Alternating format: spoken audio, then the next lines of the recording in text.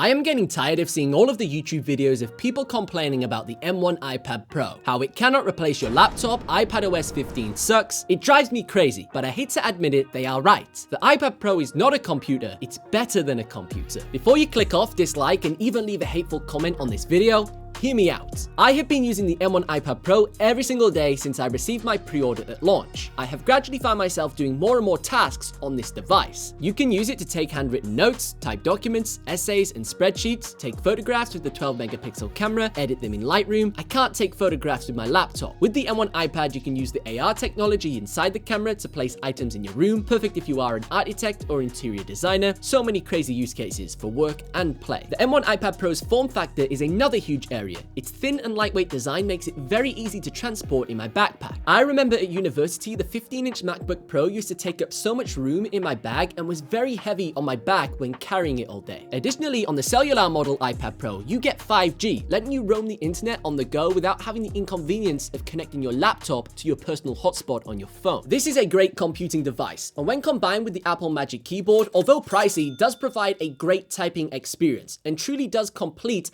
that laptop feel when using the iPad. Something I don't like about the Magic Keyboard is the minimal amount of screen adjustment. When working for extended hours, I did feel pain in my neck. I will check out some other alternatives in the future, so make sure you subscribe to see those comparison videos when I release them. This may sound impossible, but the M1 iPad Pro 12.9-inch display is actually larger than the MacBook 13.3-inch laptop display. This is down to the 4:3 aspect ratio on the iPad. The 120Hz display provides a much smoother and more responsive experience. The Liquid Retina XDR display has a higher peak brightness with SDR content and support for HDR, which makes it great to use outside and also watch movies on. On the topic of consuming content on the iPad, having dedicated apps results in a far better user experience. Apps act as shortcuts to frequently used programs, providing a faster and more optimized interface. On the Mac, if you want to watch Amazon Prime or Netflix, you have to use your internet browser. But on the iPad, you can download an app for each streaming platform, and it is a single click away to start watching your favorite movies and TV shows. Although this is great, something that did irritate me about Disney Plus is that it leaves a white control bar on the display while watching a movie in full screen. This totally destroys the immersive viewing experience for me, and no other app I tested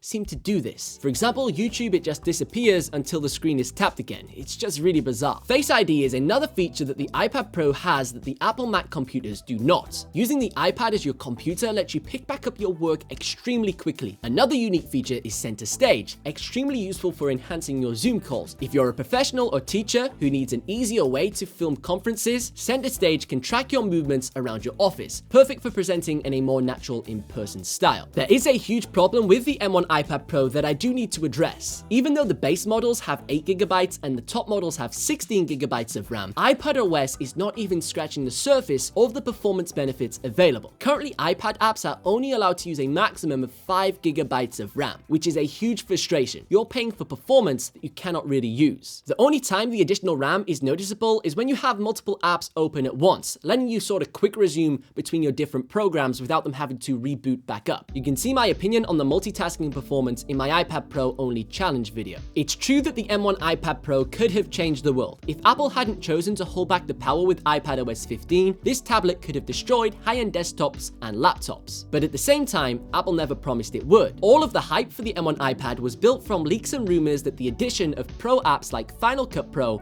were going to be released. None of this was ever official, but it set unrealistic expectations for the new iPad generation. This set up the M1 iPad Pro to be destined for failure and disappoint many for software features that Apple never mentioned or even promised. Just some random people on the internet making rumors. I personally am happy with my iPad Pro and love having a device that can be more than enough for each and every task I need to do. It complements my desktop workflow with a cool, powerful, portable device that I can use for writing, typing, gaming, and watching videos.